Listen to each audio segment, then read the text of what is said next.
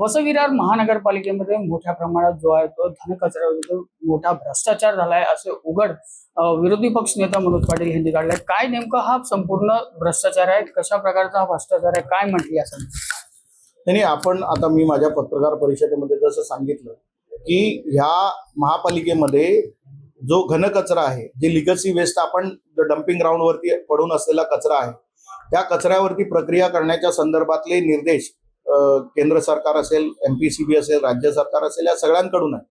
आणि त्या निर्देशाप्रमाणे सॅटेलाइट सिटीच्या अंतर्गत जवळपास 24 कोटीहून अधिक निधी या घनकचरा व्यवस्थापनासाठी, त्या कचऱ्याच्या विल्हेवासाठी आलेला तो 2013 मधला प्रकल्प प्रत्यक्ष सुरू झाला 2015 मध्ये, आणि 2017 पर्यंत त्याला 24.64 कोटी रुपये त्या ठेकेदाराला, खिलारी इन्फ्रास्ट्रक्चर प्रायव्हेट लिमिटेड या कंपनीला दिलं गेलं।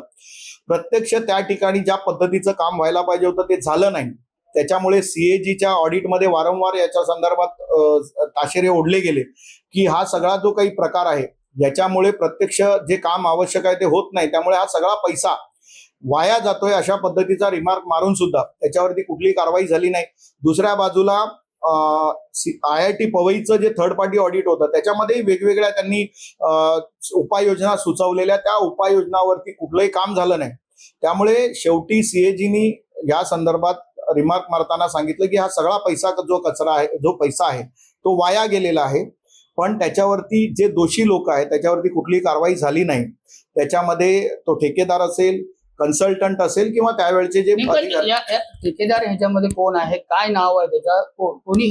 नाही, दोन विषय आहेत। एक तर 15 ते 17 मध्ये झालेला जो SLFचा घोटाळा आहे त्याच्यामध्ये खिलारी इन्फ्रास्ट्रक्चर प्रायव्हेट लिमिटेड म्हणून कंपनी आहे, आणि दुसऱ्या बाजूला 24-25 मध्ये आता जो कचऱ्याचा विषय आहे, घोटाळा झालाय, त्याच्यामध्ये अपहार, त्याच्यामध्ये Sai utility contractors private limited म्हणून कंपनी आहे नालासोपाऱ्याची, ज्याला कुठलाही पूर्व अनुभव नसताना त्याला काम दिलं गेलं आणि त्यांनी कुठलंही काम न करता ही सगळी जी बोगस बिलं आहेत ती महापालिकेकडे सादर केली। सिमेंट कंपन्यांना 1,06,000 मेट्रिक टन RDF म्हणजे जे उरलेलं प्लास्टिक असतं ते पोचवल्याचं दाखवलं, त्याची चलानं महापालिकेला दिली मोठ्या कंपन्यांची, आणि ज्या वेळेला आम्ही ते व्हेरीफाय केलं त्यावेळेला त्या ठिकाणी जी वाहन नंबर दिलेली त्याच्यामध्ये 26-27 टन कचरा घेऊन गेला असं सांगितलं।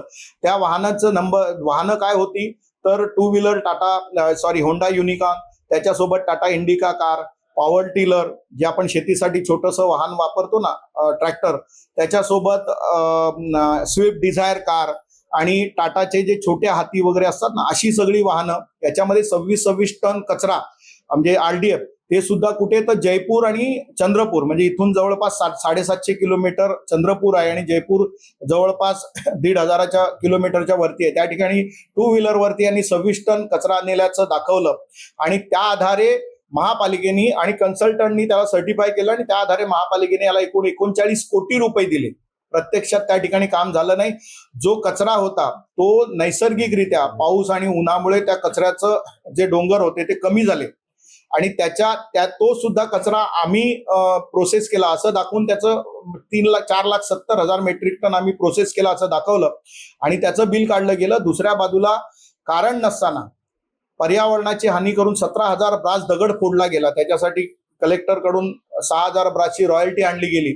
ती रॉयल्टी आणण्याचा अधिकार ठेकेदाराला कसा आला हा एक विषय आहे, याची महापालिका प्रशासनाने चौकशी करायला पाहिजे।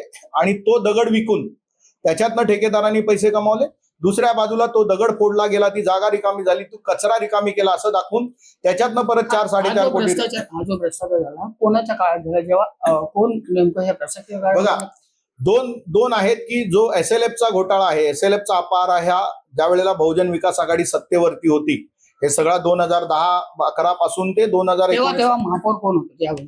नाही, महापौर बहुजन विकास आघाडीचे महापौर कोणी असले तरी महापौरांपेक्षा वरचं कोण चालवतं हे तुम्हालाही माहिती आहे।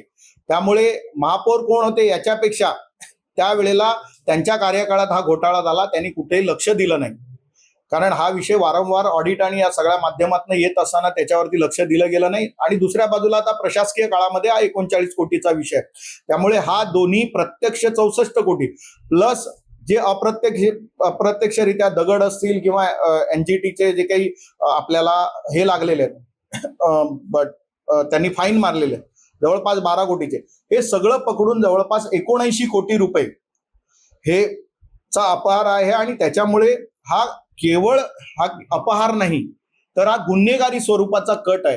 कारण खोटी बिलं देणं, खोटे ईमेल आयडी क्रिएट करणं, त्याच पद्धतीने डोंगर फोडणं, हा सगळा गुन्हेगारी प्रकाराचे हे काही दोष आहेत. या सगळ्या उघडकीस आपण आल्यानंतर आयुक्तांना देखील या संदर्भात देखील अजूनही याच्यावर गुन्हा दाखल का नाही, आयुक्तांना आम्ही 13 मे 2026 ला पत्र दिलं. आता जवळपास 3 महिन्याहून अधिक काळ झाला. आयुक्तांना आता मागच्या सोमवारी मी प्रत्यक्ष भेटलो आणि त्यांना परत एकदा स्मरणपत्र दिले की या संदर्भात कारवाई काय झाली त्याची आम्हाला माहिती पाहिजे. तर आयुक्तांनी सांगितलं की नजीकच्या काळामध्ये याच्या संदर्भात आम्ही कारवाई करू असं आश्वासन दिलेलं आहे.